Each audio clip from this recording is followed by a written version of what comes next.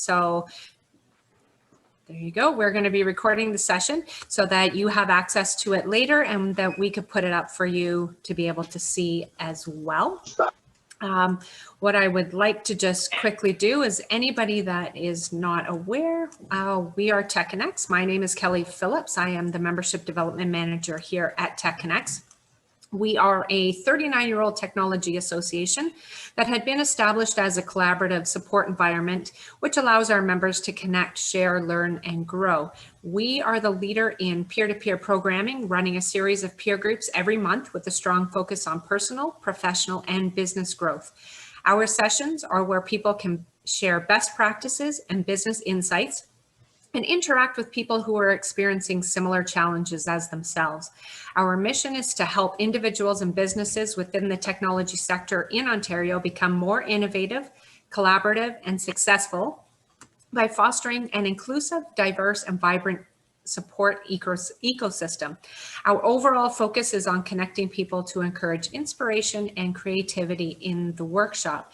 And as you can probably see the screen right now, you are not in the wrong session here. This will be actually something that we're working on. So if you can save the date for Thursday, August the 19th at 7 p.m., we're doing for the first time a virtual wine tasting event. The details will be on the calendar next week, but what that entails is 3 full bottles of wine, snacks, and then you'll go through a whole wine tasting session to learn a little bit about them. So there will be more details coming next week. At this point, I would like to turn things over to Maureen Campbell, who's the founder of Flashlight Benefits and a vice chair of the TechConnects board.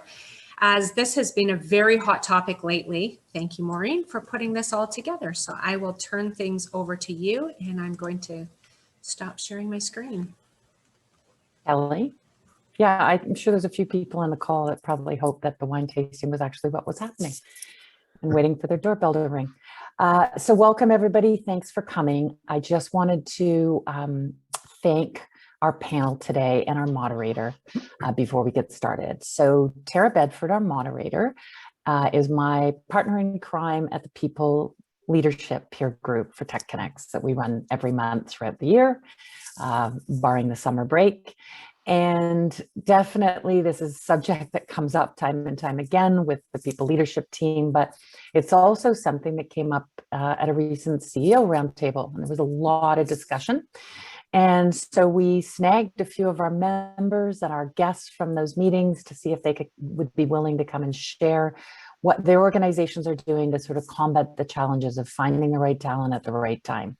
So I am going to turn it over to Tara to start the introductions. Each of them will introduce themselves. But I did want to mention you're in a regular Zoom call. So if you don't mind muting yourself during the presentation, we're going to run for an hour with the panel. Some great questions.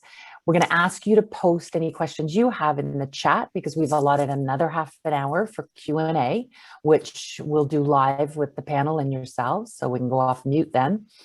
And if there's anything we don't get to in that last half an hour, Kelly is committed to sort of get the answers out of the panelists and respond back to everybody by email. So without further ado, I'll hand it over to Tara to introduce yourselves to you. Afternoon, everyone. So nice to see all of you. Thank you to Maureen. Yeah, as Maureen mentioned, we are partners in crime in the People Peer Group. And so it's been we've had a lot of really interesting sessions this year, but super excited to have this panel together today to talk about talent and kind of disrupting the talent cycle. I think some of our panelists are doing really great and innovative things to solve for some of the talent challenges that are out there that we're all experiencing. So really excited about this conversation. So I will turn it over. Like the panelists are going to introduce themselves, and I'm going to go directly to my right on my Zoom, which will bring me to John Kitchen. Well, thanks, Tara, and good afternoon. As Tara said, my name's John Kitchen. It's nice to see some familiar faces on the attendees. I provide leadership to Esri Canada, and we specialize in geographic information systems, or GIS. We have a fairly significant staff. We've got 460 employees across Canada, and we support 12,000 Canadian customers. And what we do is we use the power of geography. Think of that as location and spatial analysis or smart mapping to help organizations and communities make more informed and better timely decisions. So that is Esri Canada. Wonderful. Thank you, John. And so next we will move over to Greg Swift. Hey, thanks, Tara. Good afternoon. Greg Swift, I guess after 20 plus years in the technology industry, about 10 years of that with leading organizations like Oracle and SAP. And then the second half of my career with startup scale-ups, some of which were my own, moved into a hyper-growth law firm, which is really looking to change the face of law. So Lawyers in House is a fractional law firm composed of diverse and experienced legal professionals. We're leading the change we want to see in the world by creating a future where legal services are accessible, user-friendly, and solutions-focused, whether you're a solopreneur or a Fortune 500 company. The pillars of our company, first off, is diversity and inclusion. We're a certified diverse supplier. 80% of our lawyers are female, 35% from the Black, Indigenous, people of color community, and 25% born outside of Canada. We believe diversity equals strength. And the other key differentiator for us is all of our lawyers, I should say, are ex-in-house lawyers. So as we say, they're business-minded, not billing-minded, and they all work fractional. And we feel that this works better for both our lawyers and our clients. As I mentioned, we're a hyper-growth scale-up. We've been in business just over 2 years. We've grown to over 20 lawyers and over 100 clients. With a real mix of large enterprise clients right down to the solopreneur and startup scale-up realm. Licensed across Canada, several states in the US, UK, and EU. We offer a full service firm. And also we've got a very broad partner network, including some of the leading incubators in Canada, such as 111 in Toronto, Spark Niagara, League of Innovators on the West Coast. And also very proudly partner with CNIB with their Come to Work program and mentoring with their organization. So that's a little bit about us. Thanks for having me here today, Tara. Wonderful. Thank you so much, Greg. Next, I will turn it over to Bart. Yeah, hey, thanks, Sarah. Good to be with you, everybody. I'm the partner and founder of a digital media agency that specializes in merchandising automotive inventory for dealers, and we started about 10 years ago. It was a friend and I that did it, and it was with the simple idea at a time when the inventory that dealers were selling, and you can imagine just how many cars exist on the road, we're all done with point and shoot cameras. It was really no skill attached to it, and both my partner and I come from a media background, so for us it was a no-brainer to apply a more professional look to it. And so we did, and we raised the company around it. And we're probably a smaller firm in comparison to some of the panelists today. We have about 30 staff in-house, and then they run teams across the country of both photographers and editors. And I suppose the best way to describe us, and I like the way that Greg, you just describe some of the values of your company and how it is that you go about it. I think if I was to put ours in a nutshell, it would be something like we get people excited about the car that they're looking for because the happiest decisions in life are the ones that you're excited to make. And that's in a nutshell what it is that we do. Thank you. That is wonderful. I like to make happy decisions. So next I'll call on Jason. Good afternoon, everybody, and thank you, Tara. So Jason Karklins, I'm the Associate Director of Casino Services with the Stars Group, known for Poker Stars, FanDuel, Jarabet. We are an international company. Our parent company is Flutter International. I'm actually sitting in our Richmond Hill office today, first time in the office since I started with the organization, and some good topics that will go around remote working and all that wonderful fun today. We are in 24 markets internationally, and our team is responsible for the casino side of the business. We have 3 verticals: casino, sports, and poker. Wonderful, thank you. And last but certainly not least, Christina Anderson. As Tara said, my name is Christina Anderson. I'm the manager of HR over here at ICTC. For those of you who might not know, ICTC is the Information Communications Technology Council, so we shorten the name to make it easier to tell everybody. We're a Canadian non-for-profit based out of Ottawa. We have employees working in almost all the provinces. I often say territories is my goal, to get some employees working out there. But we focus on the digital economy. So we have kind of two sectors. We have a digital think tank that focuses on that evidence-based policy advice, that research around like 5Gs and AIs. Are cities ready for this? How is it going to affect the socioeconomic status of that province or that country? And then we also have our capacity building and innovation department, and that really focuses on programs for Canadians, new Canadians, people coming to Canada, to help them get into the digital economy, maybe reskilling them, maybe working with youth, getting the youth, teach them how to do a little hacking events, little cyber events along those lines, to get people really invested in the Canadian digital economy, and then looking at taking that outwards as well. We have about 80 people. When I joined about a year ago, it was 60. So for a non-for-profit, we've grown about 20 people in the last year, which is very exciting. And like I said, all over Canada. So that's a little bit about us. Wonderful. Thank you so much. So as you can all see, we have a very diverse and very skilled panel. In the interest of time, I thought we will jump into our questions because I want to be able to have as much conversation as possible. So for the panel, as a whole, I thought we would start off by talking a little bit about, this whole session is around the disruption of the talent cycle and some really different things that your groups are doing. So I would start off by asking, what was the catalyst that really drove your organizations to look at how they attract and retain talent to meet your organization's needs?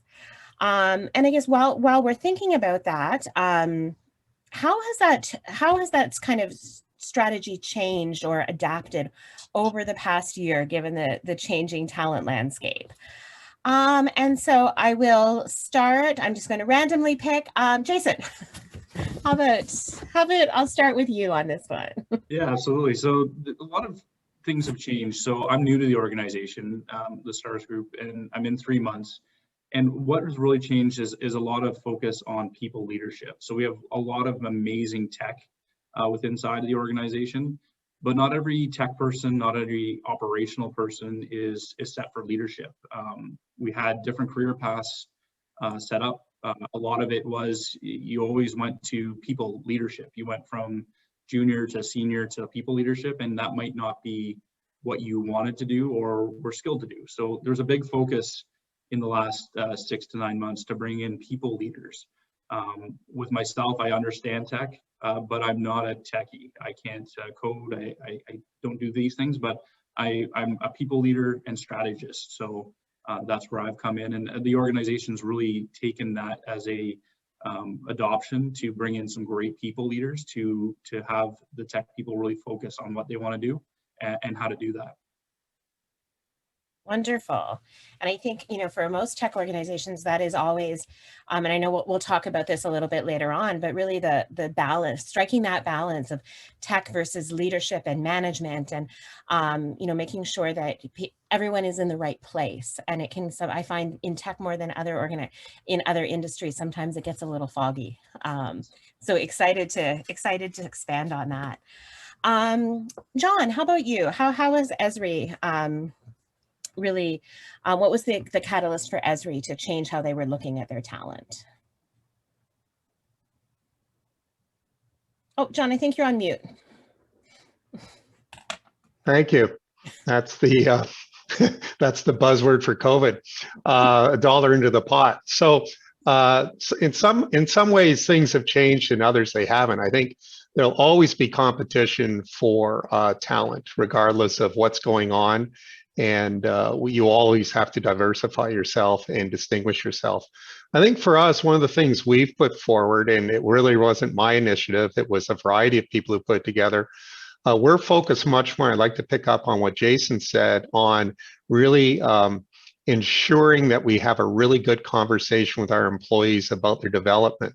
So we've created an internal program called the Employee Development Program, where they outline what do they want to do with their careers. And some people, to Jason, to your point, they want to stay in a certain position, a technical one. Others want to move up into a management position, or others might want to move to other departments. So we're really trying to ensure we have that conversation. We have a mid-year check-in. We're also aligning all of our employees' goals and objectives to the company's goals and objectives. So we flow those down, and we work collaboratively to get those objectives for them, have them fairly fluid, and really make sure we understand what does an employee want to do with their career and how can we support them. We have a promote from within strategy. We grow about 8 to 10% per year. So if we're going to keep growing, we got to grow that talent internally.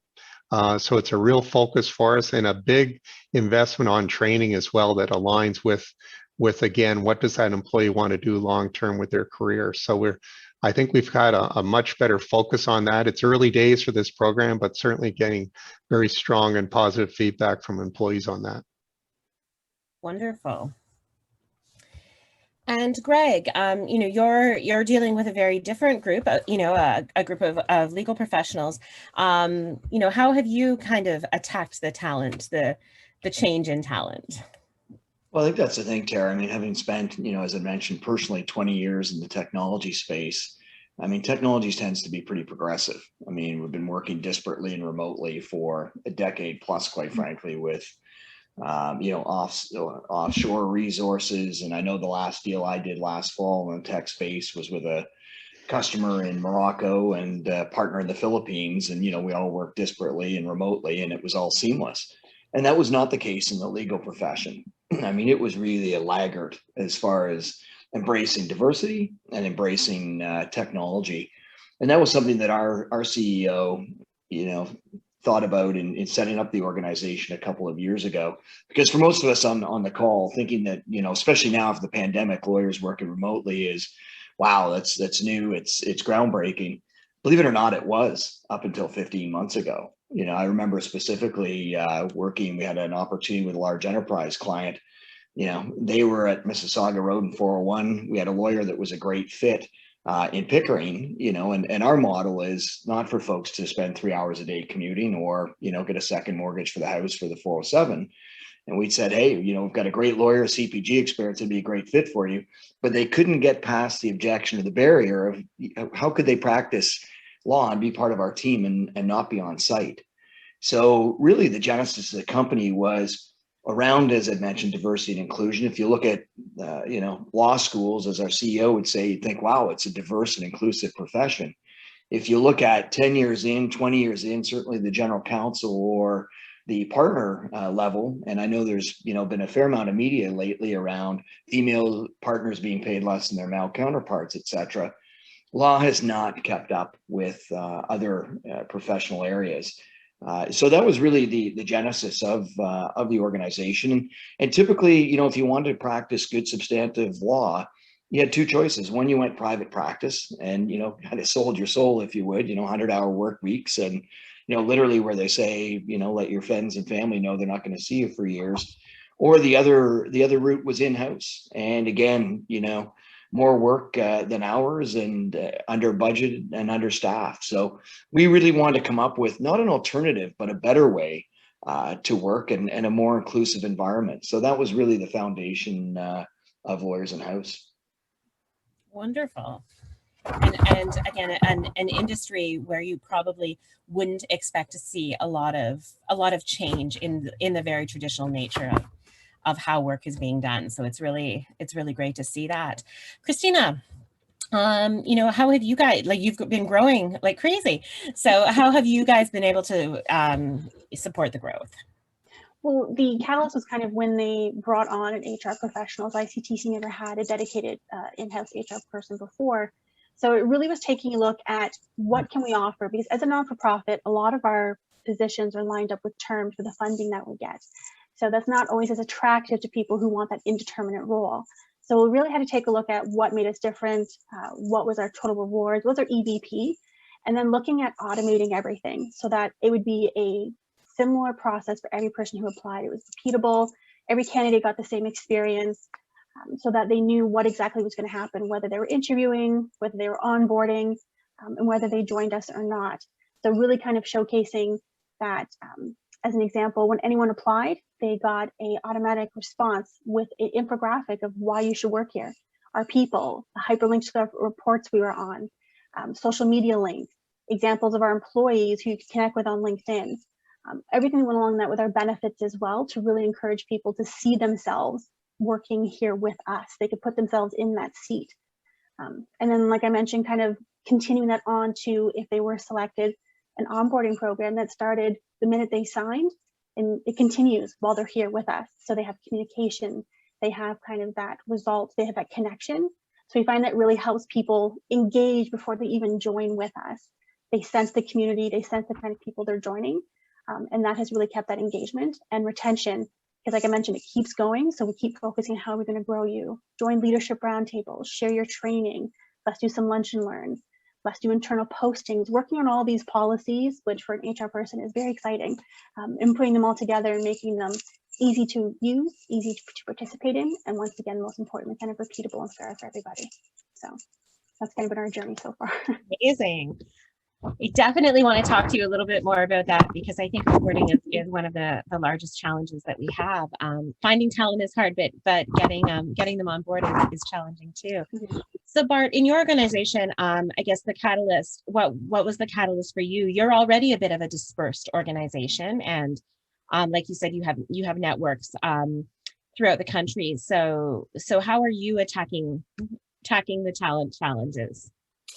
Yeah, right on. So with regards to those networks, the photographers, the editors, those haven't changed, and then they were remote workers. However, as far as our technical team is concerned, we actually always favored a local and actually in office as much as possible hiring method. Our CTO in particular really values the interpersonal connections, and so that's how we gathered ourselves. However, obviously, over the last, let's say, year and a half, the world has changed sufficiently so that floodgates opened up, and you have to go remote, or at least that's what became normal. And one of the things that we found, and it's been alluded to already, but we had to get really clear about defining the career paths and the goals, because you're dealing now with different time zones, different cultural differences. So to get really clear about what it is that we're doing and how it is that you're progressing through the organization has been an interesting exercise. Actually, our CTO has gone to the mountain, as it were, and came back with a very defined, clear-cut list of what that would look like in the organization, and it stands today as gospel. And it's in our organization, and it's so far so good. It's early days, I suppose, but everyone knows what we're doing. So yeah. That's wonderful. That clarity and creation of alignment is so important, especially as we're more dispersed and as we're working more remotely. So as we can see just by that introduction, there's so many different things going on. Companies are tackling their talent challenges and opportunities in so many different ways. So John, I'm going to come back to you. You mentioned that you guys at Esri have this really great new employee development program, which is amazing. But also what's really interesting is that Esri's designed a very comprehensive campus recruiting approach to recruitment. And that is kind of feeding your develop from and promote from within strategy. So maybe we can talk a little bit about that. Kind of where was the company when you decided that would be your strategy, that is really where you were going to put your focus for recruitment? So we started this program about 12 years ago, and we've brought it to the point where about 2% of all new staff coming in, of 2% of our headcount will come through this program. We call it the associate program, and there was a variety of reasons we put it in place. We wanted more diversity. So we traditionally were hiring people that had a certain amount of work experience. So we thought, gee, we should really diversify in that regard. We were fortunate too, because there were some selective schools that were teaching GIS, so specifically in our industry. And so we targeted them. And we also used an education program where they're actually teaching our products within the school. So we already had a bit of a built-in talent pool in that regard. The other thing that wasn't working very well is we were using co-ops at times, and we found the co-op program wasn't working very well. So we basically went and brought these people in for 1 year, and we teach them about the company. We have them come into our tech support group, which is a fairly large, diverse group. And then often they'll either stay with that group or go elsewhere within our organization. So we really found this program's worked really well. We've been very clear on identifying the types of students that will work well, and they now are in leadership positions within our company. So through that within that 12 years, you have seen people come in as a student and are still with the organization and growing. The vast majority are still with the organization. I'd say it's about 90% are still with the organization. So we've had very high retention, fortunately. We found that when they move into other departments, the other department managers are welcoming them with open arms. Because they know they're getting somebody who trained, who knows our technology, knows our company, knows how to interact with customers. One of the first things we have them do to orientate is to deal with customers through technical support. The other thing we do is mentoring. So we assign them a mentor, somebody who's come into the program probably about 3 years earlier. And we really believe mentoring is really, really important, even more so now with the need to work virtually. So we're also expanding our mentoring program. Our HR department's working on that to expand the mentoring program beyond this particular associate program. So we feel one of the catalysts of this program certainly has been the selection process, but also to assign a mentor to ensure that they get the right training, and also it's a lot easier often to go to your mentor or get coaching from them than they are your direct report, your boss, and other things. You're more tentative to do it. So we found the mentoring has worked really well, and as I said, we're looking to expand that elsewhere within the company. That's amazing. That retention rate is incredible. So John, I think, some organizations, my organization included, we have kind of taken the strategy that, we do purchase our talent. We have kind of said, like, we have limited resources, and we're really going to kind of look for more senior people in our space. But what advice would you have for firms that, might want to consider this approach? If a company can't really kind of see the value of being that teaching organization at the very beginning, what advice would you have for them? Yeah, so my advice, if you're going to go on campus or get students the way we have, I guess I've got sort of 4 pieces of advice. I think the first one is really, it's like any recruiting, know the skill level you need. Like, have a real good cross section of what does that ideal candidate look for. The second thing I would suggest, and I've done that in this organization and elsewhere, we have people go to do a meet and greet. So just don't show up and expect everybody's going to put a resume in. You've got to kind of promote your company, whether you're big, small, or otherwise. And don't take an old fossil like me to that meet and greet either. Take a young graduate. Take somebody. I see somebody on the video right now, somebody like Samaya that's with our organizations. I would take Samaya. I'd be in the background, and I put Samaya front and center and say, what's it like to work at Esri? Like, what's the good? What's the bad? Samaya will have incredible credibility. I won't have that much credibility, but Samaya will. So that would be one. 2 other things is get in early, because again, there's a cycle to on-campus recruiting. So you got to get in early. So the earlier in the cycle, the larger the pool you're going to have with there. And then the 4th thing is that mentor or onboarding. I read something the other day where they said the first 3 months of somebody's employment at a new employer is just critical.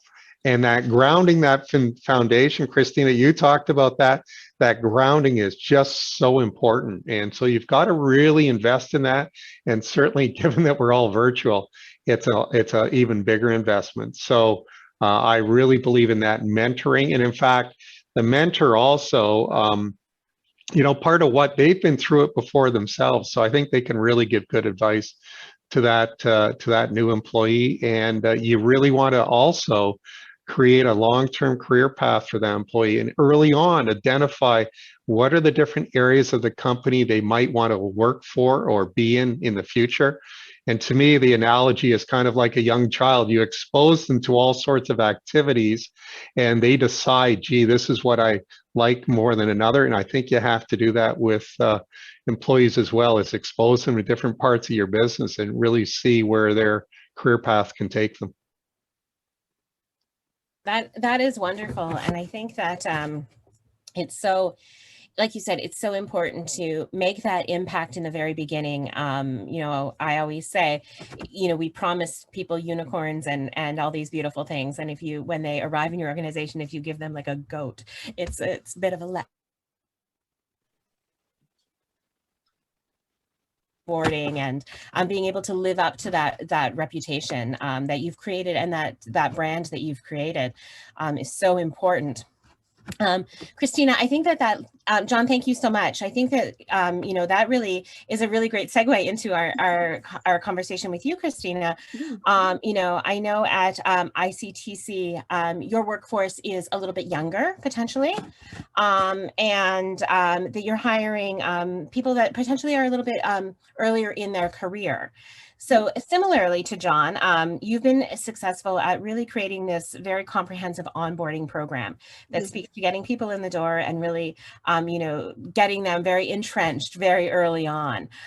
So maybe you can kind of talk to us a little bit about the results and value that you have you've seen from that, and that candidates have seen as well. No, definitely. And I mean, the benefit of having this, and we've been running it for about the last year. So we piloted it for the first couple of months to see if it worked, and then it took off, thankfully.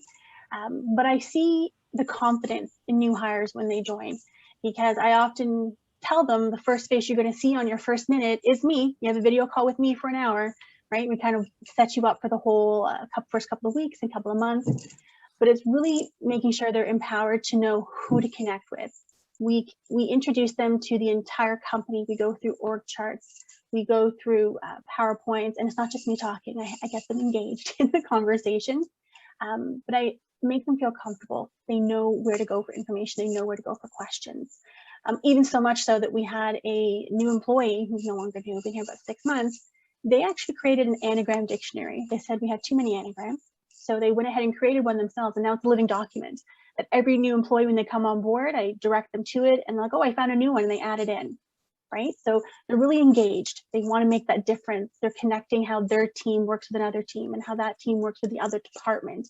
And they're seeing how they could take a look at their career paths, not just in that role, but maybe I could be a researcher when I'm coming on as a program admin. My background's policy. So they start to kind of envision, like John said, what that path could be for them here at the company. And I even had an employee who left recently for the role of their dreams, which was amazing. And they said they wanted to take a moment to thank HR for the onboarding program. They've never felt so comfortable coming into an organization, knowing what they had to be prepared for their first day, their first week, their first month, their second month, that they were starting with this new company in 2 days and hadn't even gotten an email from them yet of when they were going to start on Monday. So it just shows the value that they retained even after a year of having the sessions when they left to kind of provide that information. So it allows them to ramp up and be much more producing and kind of productive employees because they can connect those dots. They can really make a difference among not just their programs. That is wonderful. So I know that you've talked a little bit about it, but could you share just a few highlights or maybe just kind of a quick overview of the entire program? And we're all going to sit here and frantically take notes because I know that we're all very interested in how to get this up and running. Well, it started off with, we got an ATS, an applicant tracking system that would be able to help coordinate all of this for me, because I'm one person at the moment. So basically it begins the minute they accept the offer. They get an email that welcomes them, says that you're going to be meeting with Christina, 9 a.m. on your first day. Here's the link for your meeting. Here's the emails you're going to be getting around your background checks. You're going to be getting an email from this platform for your training. You're getting an email from this platform. And then when they go into it, it gives them a task list and it gives them due dates. So everything is hyperlinked. So the acknowledgement forms for policies in there with an e-signature. To do their training, it's hyperlinked to the service we use. They can just click on it once it's completed. They go and e-sign their document. Their benefits are there, even to the point of they get a welcome email with the pictures of all of their team members saying, here's your team, here's their pictures, here's their job titles, say hi, right? They'll say hi back. We even let them know FedEx will be coming. You're getting an email and a phone call from FedEx. Your equipment's on its way. You're going to get it 24 hours before you start. And so everything is kind of set up so that that first couple of weeks before they start, they have a communication regularly from the system. It's automated. It sounds like it's coming from me because I wrote it, but it helps them know that what's happening in that first week. Then on their first day, the welcome email they filled out with their questions goes to the entire company. So it tells them what their favorite communication style is. It tells them why they want to join ICT. You know, fun facts. Are you a chef? Are you a sports person? And then you start seeing the communications go back and forth on Teams, on email, welcome, kind of happy to have a coffee with you. Oh, I didn't know you did that. Let's do this. And their whole schedule is set. In their calendar, they have HR orientation. They have their manager connect. They have their team connect. They have 2 department orientations within 2 weeks of starting. They also have a coffee with the CEO. They get 30 minutes to sit down and talk with the CEO about why they joined, what's going on. Talk about your cat, talk about your dog. It really makes that connection because we are virtual. Then it also prepares them how to set up your phone. RSP forms are ready for you. So everything is at their fingertips. They have to click one button and the system gives them everything that they need. And it also gives managers the same tasks. So it reminds the managers, get them that buddy, get them that guide, that they can ask questions, that they don't feel comfortable asking their manager for. Like, where was that file again? Where's this document? So you've asked it twice. You may not feel comfortable asking a third time. It's your third week. You've just read 10 policies. You're overwhelmed. We get it, right? So yeah, it just really kind of connects that stage, and then it keeps going after the 4th week. In the next month, there's orientation about new projects that are coming on. I share previous recordings we've had about psychological safety. I share previous trainings we've had around our trust values. So there's something every couple of weeks for the first 3 months that keeps them engaged. And then from there, the management and the team kind of take the onboarding further for their career kind of growth. That's amazing. That's incredible. Can I ask what program what ATS you're using? Yes, currently with the research we did and with our budget, we actually chose Bamboo HR to help us with our ATS, and also does our onboarding and orientation programs as well. So perfect, wonderful. Yeah. So Christina, Sarah? Yes. It's Maureen. There's a comment in the chat, and I just wanted to let Christina know. I think people want more, so get ready for that, Christina. There you go. Okay. So hopefully, Christina, you may be getting an onslaught of emails after this. Happy to share. And so I guess just one last question is, how did you sell this to your leadership and to the entire organization? Because this is not just an HR initiative. Everyone is very actively involved in this process. So how did you make your case to leadership and to management to say this isn't just another busy work project? Right. No, and sometimes it can be seen as just HR, right? So I actually put a business case together, and I gave them cost values of what the cost was of losing an employee, what the cost was for time to hire, and what the cost was for retention. So I broke it down to a physical, this is what it cost you in your manager salary, this is what it cost you in HR salary, this is what it cost you in IT salary to decommission equipment and reset it back up. So I gave them a physical dollar amount. I compared it with what the cost was of the system and the time to set it up. That really helped kind of envision it. And then I brought in statistics. Like John, you mentioned, in the first 3 months, if people aren't engaged, they're going to start looking for other work, right? So I kind of brought in data. I brought in reports so that they could see that it was not just an HR intuition, it was actual data, right? I had data to support this. And then from there, I went to the managers and talked about how this would actually make it easier for them to hire, easier for them to onboard, because everything they need would be at their fingertips. once they engaged, helped me set it up and provide all the information I needed, it would be there for them. And the best part was it could change and grow. As people have joined, the dictionary is my favorite example because it's hilarious. We have a lot of anagrams. So that was created. Now it's actually part of our onboarding because that one person thought of it, right? So it's constantly growing because of what feedback I get from every new onboarding class. And they do become a class, they bond together.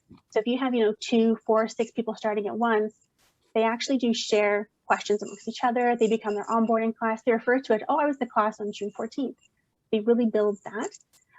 But just showing the cost value and the ease and the repetition of it was really what helped management buy into it and then get their teams to kind of support it as well. So now it's become an organic kind of moving motion of its own. That's amazing. Mm-hmm. Well, like I said, there will be lots of follow-up for that one. We're all trying to, I think we've historically all been trying to do onboarding really well. I think that being remote has definitely upped that game a little bit. I know that I have onboarded the same summer student now for 2 consecutive summers remotely, and I still haven't met him in person. But he knows the drill now. He's like, oh yeah, that's how it's going to be. So that's fascinating, and it's really amazing work and really adding value to the organization. So we've talked a lot about kind of getting our talent in the door and, getting them settled and really getting them entrenched within the business. Jason, as we start to look at the talent that we are bringing in, the market, especially the tech market in the GTA, is just blowing up right now. So it's really, and to me, that's really kind of highlighted the importance of not only having great tech talent, but keeping them engaged, growing them, and making sure that that they have proper management and leadership as well. And I know at PokerStars, you guys have been doing a really interesting, a lot of work around, developing those different streams of development. So, we have, I'm sure that we've all done this. Everybody can relate. We have this really great technical person, and we're like, we're going to promote them and we're going to make them a manager. And then it's a nightmare for them and for you and for everyone, and no one is happy.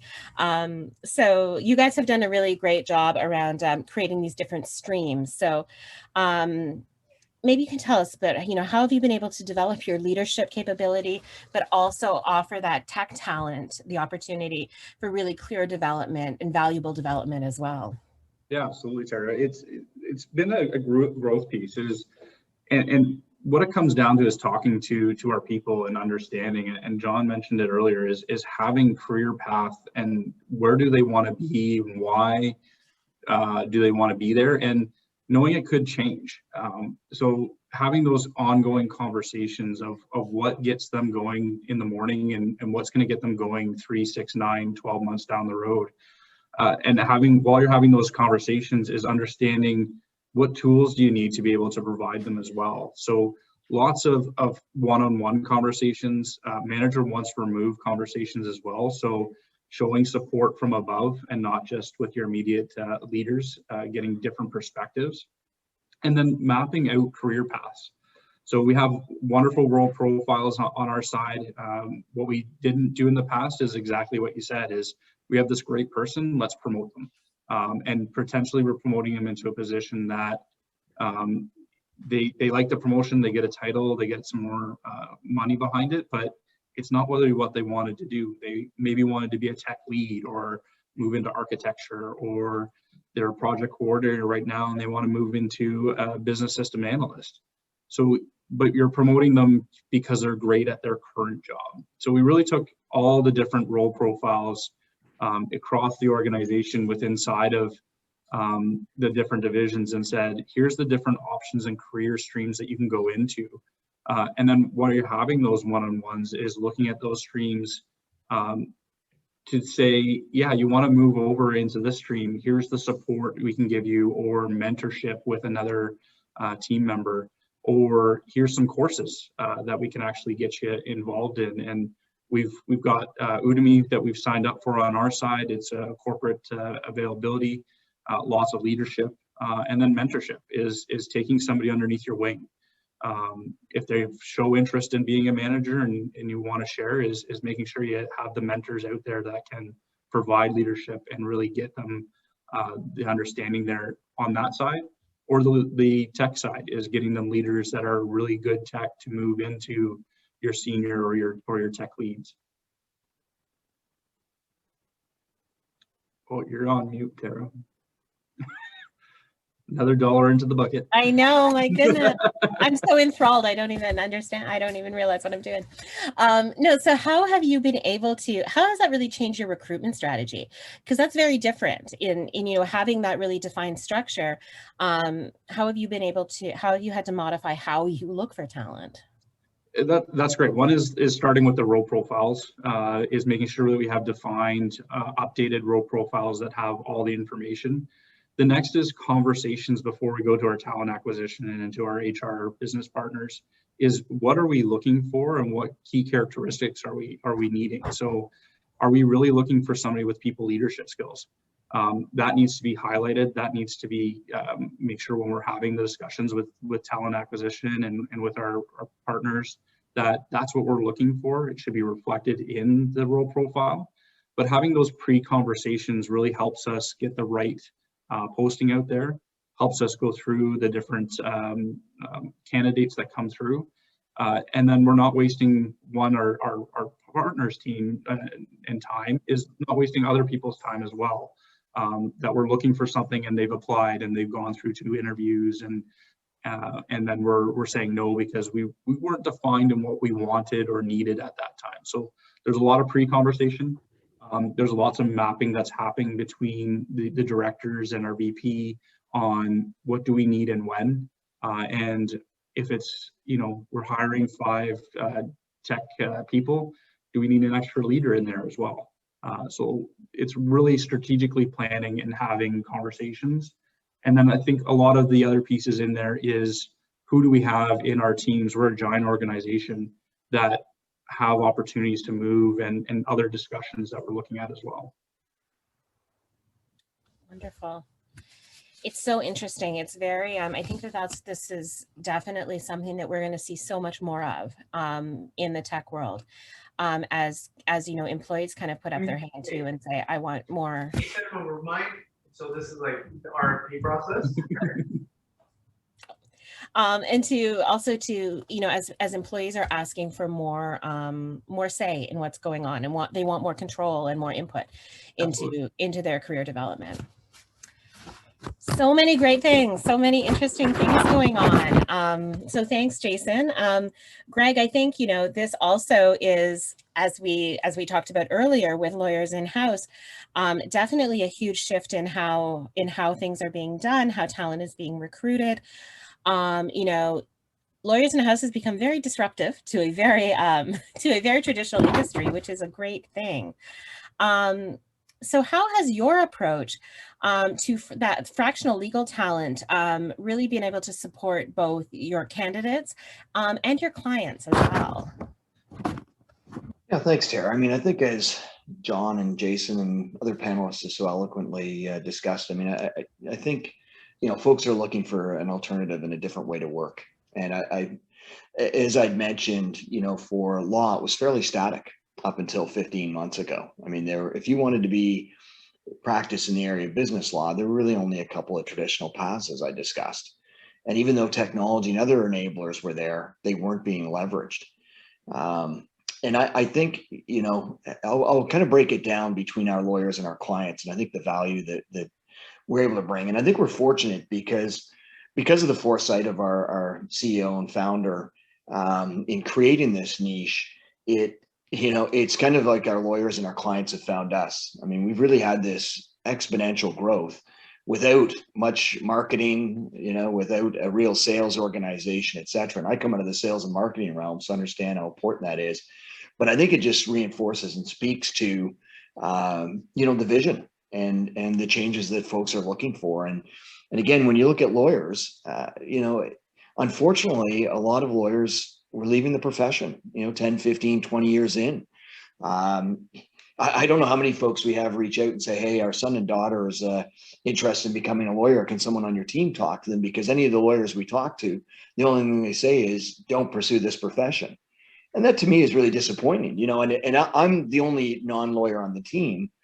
And, you know, I think most of us in university had always thought, oh, maybe I'll be a lawyer or whatnot. But as we know, I mean, there's a lot of time and effort it takes into becoming a lawyer. And then to see folks walk away from that because of their disillusion with the profession, I think is really disappointing. And that was kind of the foundational piece of how do we create an environment and an organization that supports what lawyers are looking for and clients. So, I mean, I think on the with our lawyers specifically, you know, again, as John and Jason and others have discussed, you know, a lot of lawyers are looking for, you know, emerging, and I don't want to say alternative. To me, that's got a different connotation, but a different way to practice, you know, where they can be client focused and still, you know, focused on their lives, you know, raising young children, taking care of aging parents, or just having the flexibility they're looking for. And again, you know, having flexible hours, again, you know, based on life demands. One of the things that we have is, you know, our lawyers can let us know, do they want to work 5 hours a week or 50 hours a week? And we will try and find them roles that, you know, that work within those parameters, so that they're getting as much or as little work as needed. And sometimes that ebbs and flows. We've seen that during the pandemic. Hey, now the kids aren't in school. You know, we need to be home and we need to focus more on the kids. Can we roll back our hours? Absolutely. We can toggle back and forth, and we've got a very collaborative group. So, you know, we really work together to provide that flexibility. And again, you know, leveraging technology, you know, I think I read on LinkedIn, you know, at the beginning of the pandemic, is that, you know, fortunately, if you look at the wars, they fast forwarded technology. There's a lot of technology creation during those years. The pandemic has forced us to use technology that existed. You know, now we're doing medical appointments remotely. I never want to be inside a doctor's office again, personally, you know, and now people understand that they can communicate effectively and work with their lawyers. So I think when, you know, to synthesize it down for our lawyers, you know, we create a collaborative, not a competitive internal environment, you know, where there really isn't the pressure to bill. And we believe that the purpose of law is to service the interests of the client, not the firm. So, I mean, you know, it's one of those common sense things that you don't find out there, unfortunately, all too much. And, you know, again, our spirit of partnership is evident, you know, in our nimble and progressive working style. You know, the way that we bill is transparent, and the pride we take, you know, in our clients receiving maximum ROI for the work that they're doing. So I think that's the lawyers on the team. And clients, you know, same thing. I mean, they've been looking for, again, you know, different types of service providers. You've got the large enterprise clients where you're paying $800 to $1,200 an hour. You know, you're billing on the 0.1s. You know, most people don't want to send an email or pick up the phone because it's going to cost a lot of money. So a lot of companies were looking for alternatives, but they also want to work with a substantive organization. All of our lawyers come out of tier 1 companies, 17 years average tenure, so all very seasoned. So, you know, they're able to walk into, especially, you know, a large enterprise in-house legal firm and seamlessly get to work because they've come out of that environment. The other piece is, you know, we're seeing a lot, especially with the large enterprise organizations we're working with, is their progressive procurement policies. You know, companies are mandating they want X% of their spend through diverse suppliers, you know, and there's very few companies like us out there to do that. On the mid-market or the scaling side, again, companies, we work with a lot of social justice organizations, environmental organizations, so like-minded organizations that are very progressive, that are looking again for like-minded companies to work with. And, you know, again, not paying for bricks and mortar, you know, marble floors and expensive pictures, paying for, you know, quality service and getting good value. So I think that's why our model has been you know, we've seen such a significant uplift between both the lawyers that we're looking at bringing in as well as clients, because it does provide that alternative to, unfortunately, what's been out there in the legal industry. That's really incredible, Greg. I think that we're going to see so much more of this too in the future of the fractional model. And so I guess maybe just quickly to, before we move on, if you had one piece of advice to give someone who was looking at maybe integrating a fractional model into their talent strategy, what would that be? I mean, as you said, Tara, we're seeing more and more of it, and we're partnering with different organizations, fractional HR, fractional finance, obviously fractional law, et cetera. And we see it, again, at the large enterprise realm is providing, that flexibility, and folks, though, that have worked in that environment, again, that can seamlessly fit in. And at the emerging organization side, I know for me personally, the last company I was out of, it was a 35-person scale up, but we were contracting with tier 1 companies. So small companies have to be sophisticated, especially when it comes to law. They need to protect themselves when it comes to indemnity, patent, IP, et cetera. So, to me, I would suggest embrace it. I think especially over the last 15 months with the pandemic, this is a real shift. And, what I would hope is companies don't regress when things get back to normal and, we're back to suits and ties and expectations, because I think you're going to miss a large opportunity as far as top tier talent that we're all talking about competing for, wanting to work for your organization. And also the flexibility it provides clients. So I would say embrace it and leverage it as much as possible moving forward. Wonderful. Well, again, I think that you will be getting a lot of follow-up emails on that as well. It's definitely very, very, very valuable information. So to kind of, take all of that, we've talked about so many different ways that we're finding talent and we're retaining our talent, we're growing our talent. Bart, I'd like to kind of talk to you a little bit about, there's so many ways that we have tactical ways to recruit and develop talent, but regardless of the strategy that we're using, the reality seems to be very clear. The candidates and companies are really realizing that they need to hire individuals for not only for their skills for the job, but for their fit with the organization. Right. We spend so much time at work. We really need that. And remote or not, people are really wanting that alignment between their values and the culture of their organization. So I know that, more than ever, candidates are interviewing us just as much as we're interviewing them. And so I know at Care Media has been hiring for fit really since your inception. So maybe can you share with us a little bit about kind of the advantage you believe that this approach is bringing, and maybe how you build that kind of assessment into your process? Yeah, sure. And you're right, we have been doing this from the beginning. In a way, it's all we've ever known. And, we're a relatively small company, like I said at the top, we're about 30 people in-house. And so I guess what informed this methodology, if you will, in part is that a company, is like an organism, and very much what you feed it counts. And if you feed it well, it develops immunity and resilience. And we liken it to like hoisting up a flag, especially at the scouting stage.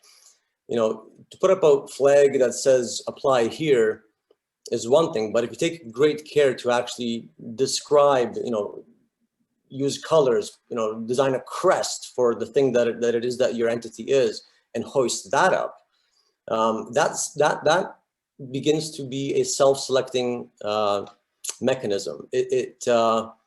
So long as you put, your soul and your mission and your personality and perhaps a bit of humor into it, you will likely get emphatic responses from people to whom this matters.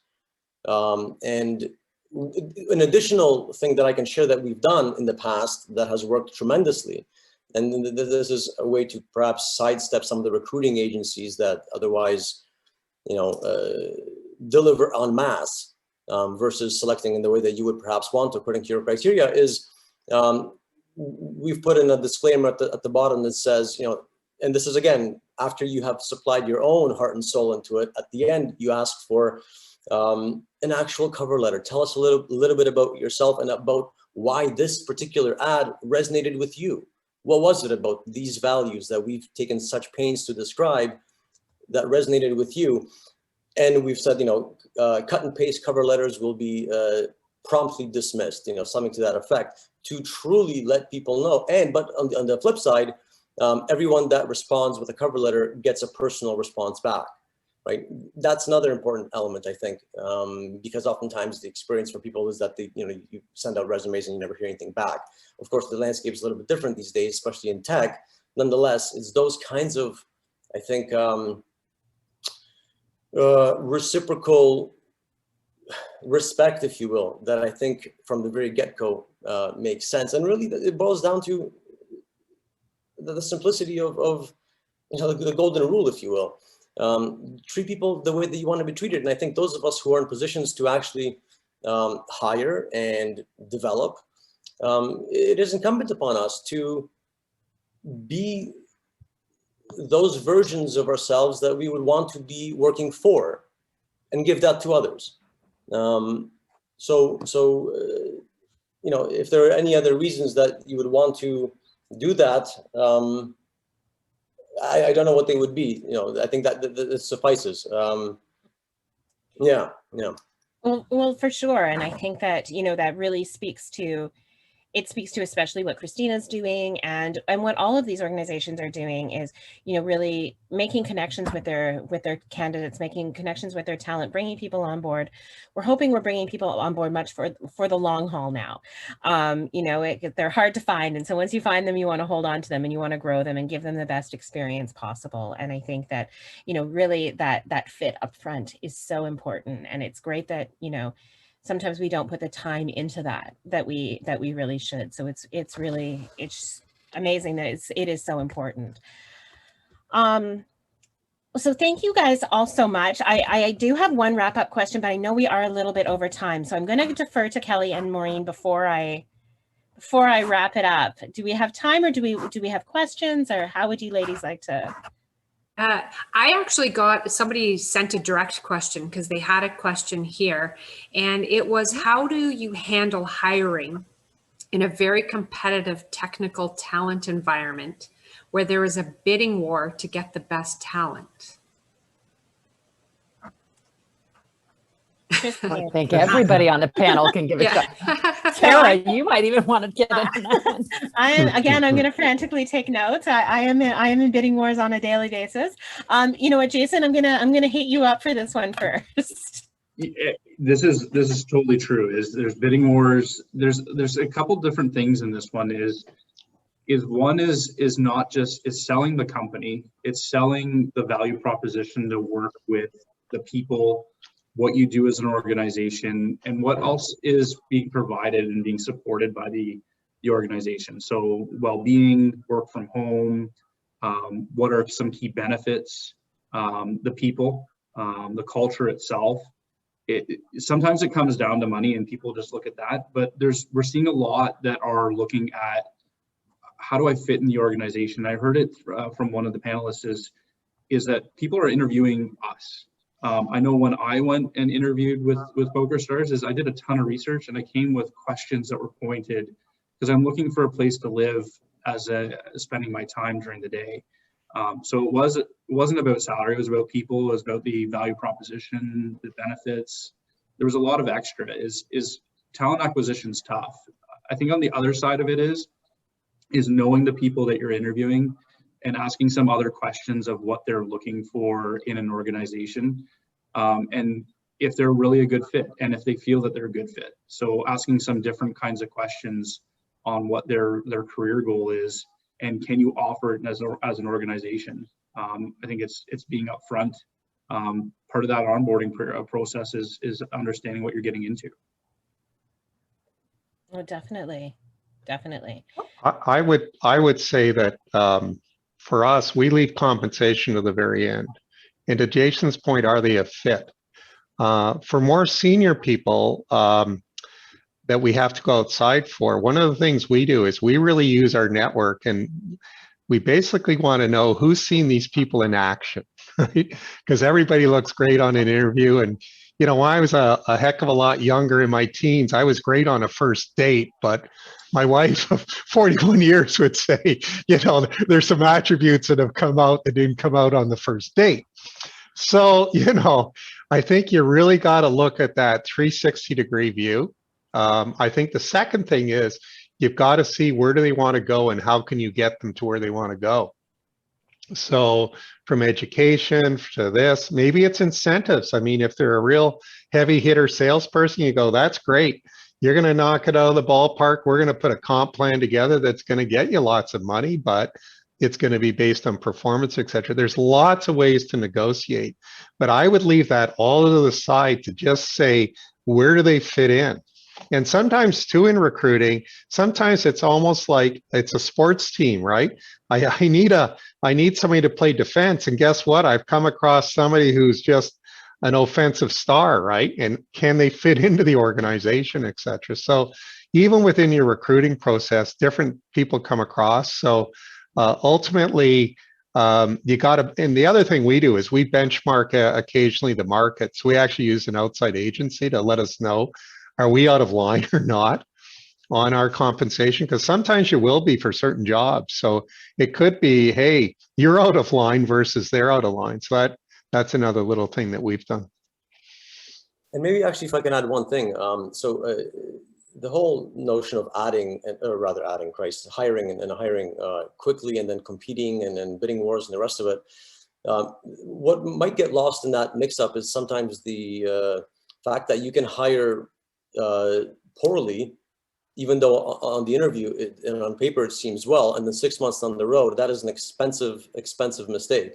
You spent time onboarding all the information, and then it doesn't work out for whatever reason. And sometimes it's better to and maybe John, to your point, ask all the questions. What do you want out of this? Let me see if I can deliver. Maybe we can't, and we should know that now up front. So I think that's an important point to flag. It's definitely about connecting, like Jason mentioned, and what John mentioned as well. We don't talk about salary till the end either, because as a non-for-profit, a lot of people will come because it's more of a passion, their heart's speaking to it. But we even have a data science team now. And when we started that, I said, this is top tier, but this is where the competition comes in. So it's selling that total rewards and the team and the project that they're going to work on, the diversity, right? So it's that team camaraderie. I actually had the team come in and do peer connects with them, right? So they really start to connect with the team, talk about projects they've worked on, talk about, RSPs, if they're newer in the career, I say, you're not thinking of retirement yet, but we have this amazing program, start saving now, right? So you really break it down for them so they want to join because they are in line with our values. They're in line with the team dynamics, they're in line with the projects. When it comes time to salary, we not maybe tier one, but everything else, the compensation comes in line. That makes it the package that they want to kind of come on board with us for. But it's fierce. Yeah. I think too, what I'm finding really helpful is like you guys are saying, keep the comp conversation until the end, but get them in front of as many people from the organization as you possibly can. Start to build those relationships and get those firsthand stories. And that's really between that and talking about the projects and the interesting things that they'll be doing, the tech stack that they'll be working with. All of those things are, especially for technical people, are kind of what drives them. It's what gets them. It's the interesting work and the ability to continuously be challenged. And that market piece too, to John's point, we do a lot. We're in the process of doing a full market assessment right now because it changes so quickly. And we really want to make sure that we're where we need to be able to compete.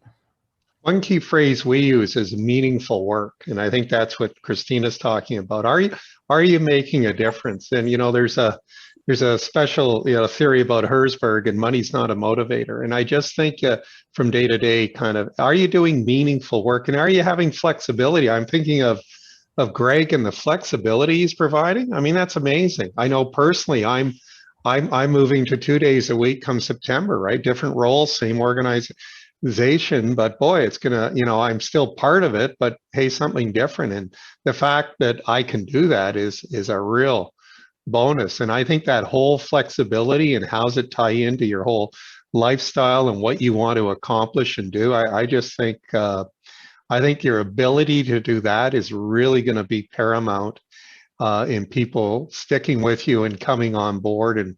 And really it's kind of meeting those your organization's and business demand versus what an employee wants, and how do you meet in the middle collectively on it? Yeah, I agree, John. I mean, I think again, it comes back, and having spent 20 years in the technology space, I understand the competition specifically in that realm, but I still think it comes down to, vision and mission and who you're working for and who you're working with, right?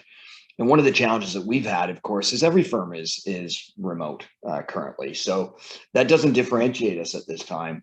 But as what we say is, number one, like you said, have a look at the vision and mission around diversity and inclusion. And, again, we didn't pivot, a year, 15 months ago when the pandemic hit and everyone went remote, or over the last year, thankfully, when, diversity and inclusion have come to the fore. Those are the core tenets of our business. They're not a marketing and a way to attract folks. So this is our core competency.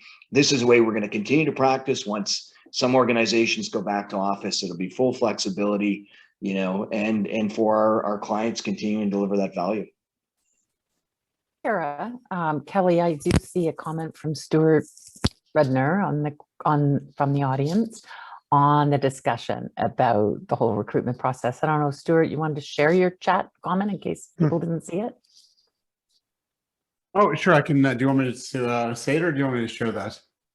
Yeah, you know what? Say it, or just give us your comments. Yeah. Sure. Yeah. Thanks for inviting me to. And well, first of all, great discussion. I wasn't quite sure what I was going to be in for, but it's been a really interesting discussion. And as I said in my comment, as an employment lawyer, I usually see things when they go wrong, either bad recruiting, or even it's 5 or 6 years later and the relationship goes sour and we obviously have to pick up the pieces. So everything you guys have said has been fantastic. And the one thing I wanted to add, being a lawyer, is use a good contract, because we just have so many of our clients who are hiring, and then they get someone who may not be the best fit, and they've only been here for 6 months. So we'll give them a couple of weeks of severance, and that'll be that. And then they find out that because they lured the person away from a secure job, they were in a higher level position, maybe they're a bit older worker, all of a sudden they're on the hook for 6 or 12 months of severance. So key thing is contracts, but otherwise, just thank you guys so much for the presentation.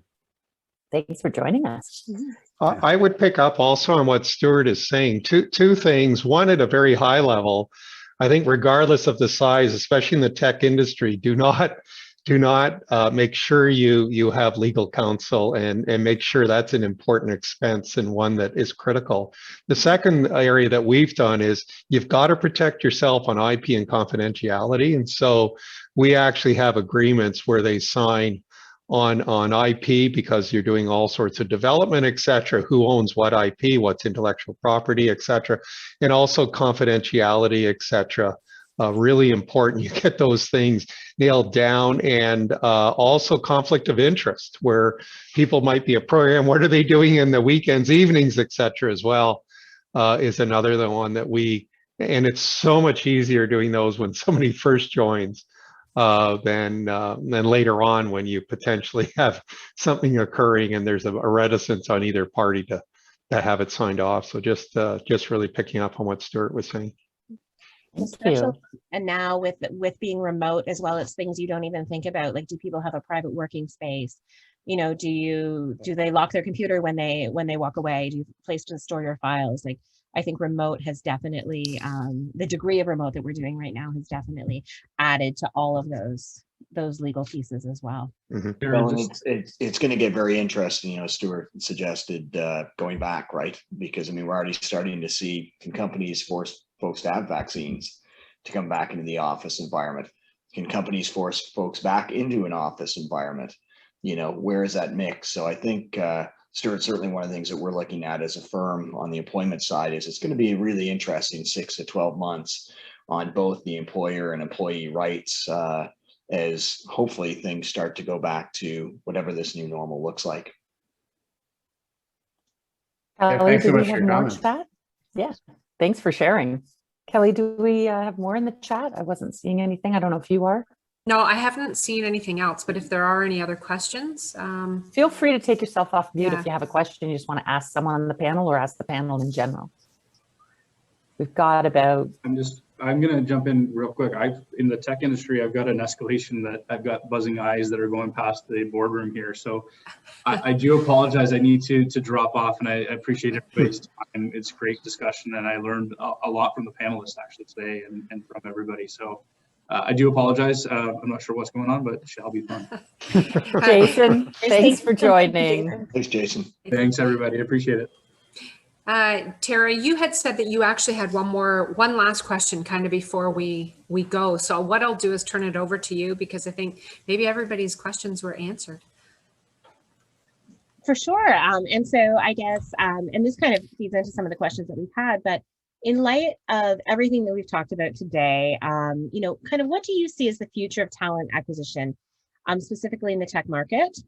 And what is that one piece of advice that you would give to your peers as we kind of embark on this new normal, this new reality? What do you think is going to be really valuable in the next, 6 to 12 months? And I am going to kick it off with Greg this time. Yeah, I mean, I think obviously we're not in the tech space specifically, other than we work with a lot of technology companies, both startup, scale up through to the mid-market clientele. So I mean, I think a couple of things, as I just mentioned, I think you're going to have to stay fairly well versed, because as we've known over the last 15 months, rules and regulations and employment standards, et cetera, seem to change almost daily. So I think it's important that either you're versed or you're working with a lawyer or an organization that can, keep you abreast. That's one of the things that we're doing, is trying to push information out to our clients, to save them time and money, quite frankly, so that they do understand as the situation continues to develop, over the next 3, 6, 9 months, on what are the rights of the employer and what are some of the things that they need to be looking for. And I think outside of that, as I said, I think it's just a matter of, I've seen it in the technology space, I've worked in the AI machine learning, some, cutting edge, the cutting edge realm. And I think what we're doing is being a disruptor and, providing that home that, companies and clients are looking for. And I know it's easier said than done, but I think if you, truly look at what are the pillars of your company, and like I said, not from a marketing perspective, but again, for us, everything that we do comes back to diversity and inclusion and that fractional / lifestyle component. And that's what drives the majority of the decisions in our organization. So again, it's not to retrench and redress, as we often do after these situations. It's to embrace the changes that have gone on, be educated on the legal rights and realm for your employers and yourself as an employee, and continue to differentiate yourself. And that's what's going to, I think, help you obtain the talent you're looking for. Wonderful. I couldn't agree more. It'll be so interesting to see how we are able to move forward and continue the momentum that we've all gained. Christina, and what do you see as the next? Yeah, I mean, it's definitely just being adaptable and communicate. Like attraction, onboarding, retention, it's ever evolving, ever growing, right? It needs to be a living, get repeatable process. So make sure you're communicating that back to people who you've asked for feedback for. You've asked for feedback. If you implement it, tell them you've implemented it. If you've not, tell them you're doing it not now, but doing it in the future. People, we've all talked about, want to feel that connection. They want to know their ideas are actually making a difference. They're having an impact to the company. And really just keep in mind that onboarding never stops, right? Keep your people engaged, invest in them, and they will just keep investing back. That's the biggest retention factor, I think, for our company, is showing them that we are investing and that we're going to keep investing in them. That's what keeps them here. Wonderful. And Bart, how about you? I have a super low-tech answer for this, and I can't speak to the future. I actually don't have much insight, or I don't have a clear line of sight of what next year or 2 years will look like in this space. There's so many things moving around, but I think the one thing that I can say that we can all anchor ourselves to comfortably, perhaps, is that it's not so much about finding good people as much as it is about finding the good in people. Mm-hmm. And I think if we do that, most things get smoothed out. Oh, that's very true. I love it. I do. I love it. And John, Well, I'd say a couple John is here. going to be working 2 days. That's going to be. I'd say a couple things. One of the things we've noticed is people are researching your organization much more than they did before. They're going on to social media, they're going on to LinkedIn, etc. So I think that's really important that you have a very strong social media presence. What's come up, I think, is this whole idea of flexibility. There's a lot of uncertainty of what that office of the future looks like. Is it work from home? Is it in the office? Even office environments of what are you going to do as an employer to keep your employees safe, etc. So lots of uncertainty. So I think you need to be very flexible. And I think regardless of who you're hiring, I think this idea of meaningful work is really important. That it fits into their wheelhouse of what they want in their life. And I think that idea of is this meaningful life, and does this sort of fit with what that individual wants to do with their work life? I think that's really, really key. And I think it takes a lot of time and effort to what Bart was saying earlier on the hiring process. And you got to be patient and really make sure you have a good fit, because it's just, regardless of the talent out there, you want to make sure whoever comes in and joins you is doing that and having a long career with you. Could not agree more. We put so much time into attracting our talent, and just their growth and their development. It's so meaningful for them, and I think it's so wonderful to be able to watch as an organization, to be able to watch your people grow and to be able to add value that way. So thank you all so much. I'm going to turn it back over to Maureen and to Kelly, but thank you all for the insights and for your questions. Yeah, I think it was amazing. Thank you, everybody, because I know you all put in work towards this, and I really appreciate it. You hear something from different audiences, but the same message over and over, and it just kind of dawned on me, we need to talk about this a little bit. So probably could have talked longer. I don't think there's any other questions, Kelly. So I think we're good to kind of shut it down unless anyone wants to come off mute and say something at this point. And for everybody that was here today, I hope you enjoyed. I hope you got value from it. And if you need something as a follow-up, you can just go to Kelly and she'll connect us to you. No, I'd like to thank everybody for joining us today.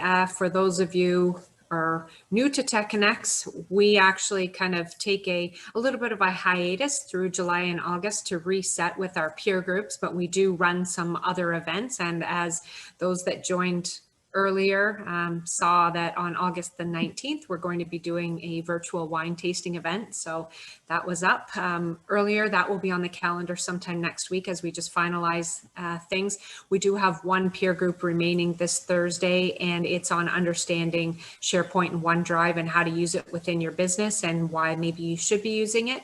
If you're interested in attending that, just use the code LNL guest or reach out to myself and I can get you registered and get you the Zoom link for it. So that's Thursday morning at 8:30 if you're up bright and early.